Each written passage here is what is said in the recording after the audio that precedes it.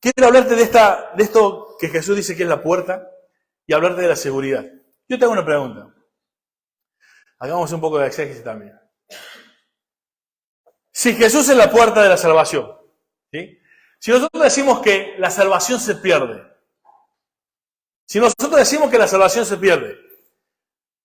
¿quién falla?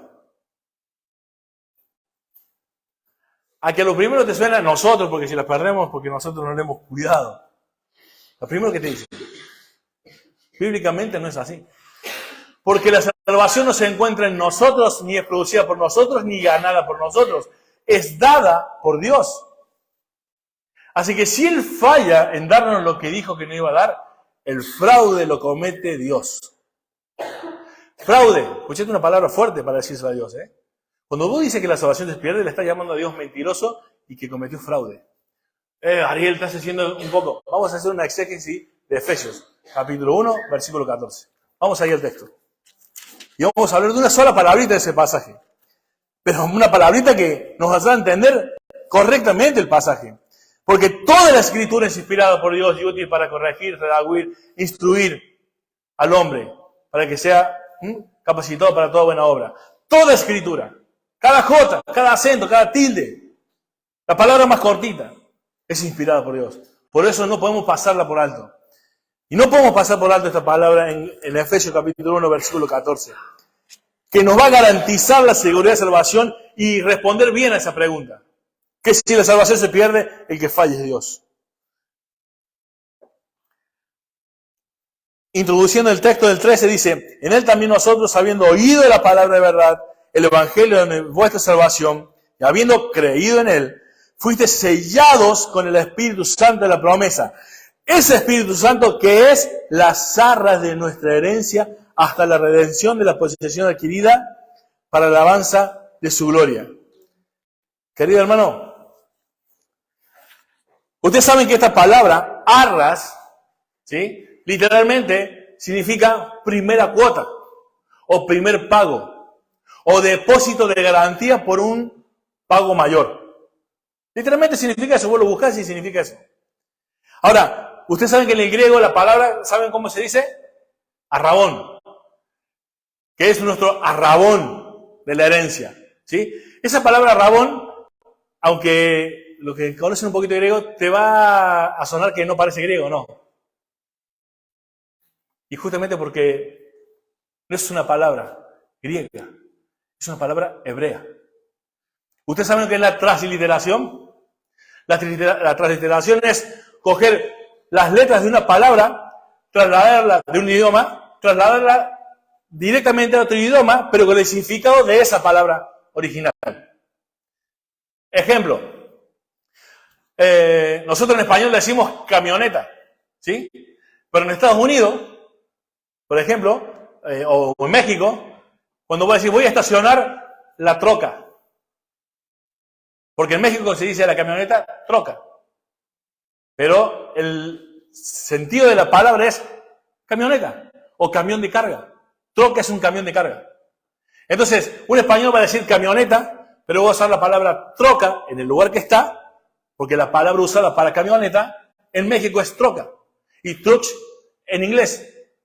Pero está hablando la misma palabra de camioneta en español. Ha transliteralizado esa palabra con el significado de español, por ejemplo. Es una transliteración. La palabra arrabón es hebrea. Y fue transliterada literalmente al griego arrabón. Pero con el sentido original. ¿Dónde encontramos el sentido original de arrabón? Se encuentra una sola vez en la Biblia. En Génesis capítulo 38. Vamos allí. Yo le dije que vamos a trabajar. Génesis 38.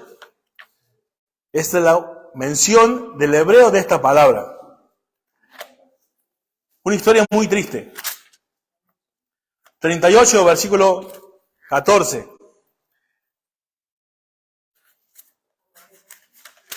Génesis 38, versículo 14.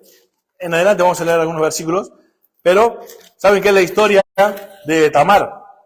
¿No?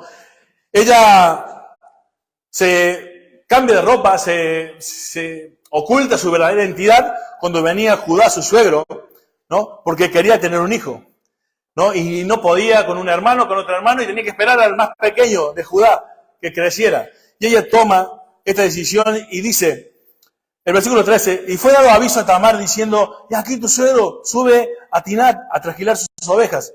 Entonces se quitó ella los vestidos de su viudez, se cubrió con un velo y se arrebozó, y se puso a la entrada de Naín junto al camino de Timnat, porque veía que había crecido Sela y ella no era dada a él por mujer, ¿no? Este hijo que tenía que esperar que creciera, había crecido y no se la daban por mujer, no tenía descendencia esta mujer.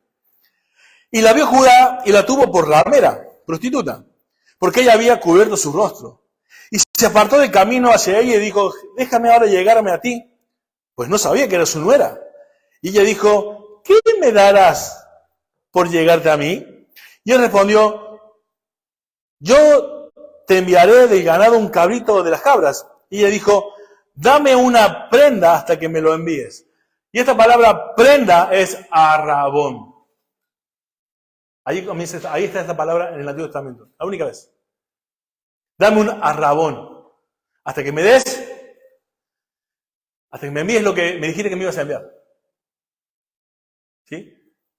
Querido hermano, Efesios está diciendo que el Espíritu Santo de la promesa es el arrabón, la prenda, la cuota, el depósito que nos ha dado Dios primero hasta que tengamos la herencia, hasta que tengamos el pago total, la salvación, la herencia de la salvación. Así que, te voy a hacer una pregunta.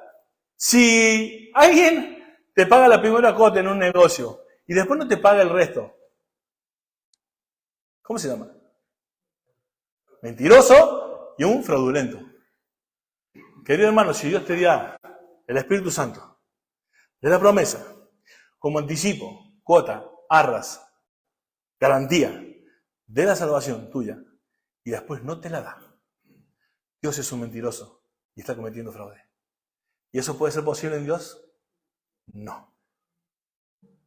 La salvación no se pierde, porque no empieza, ni se mantiene, ni se termina en el hombre. Lo hace Dios. Y Dios no miente, ni comete fraude. Amén. Así que cuando dice Jesús, yo soy la puerta de entrada al redil, y tú vives oyendo la voz de Dios,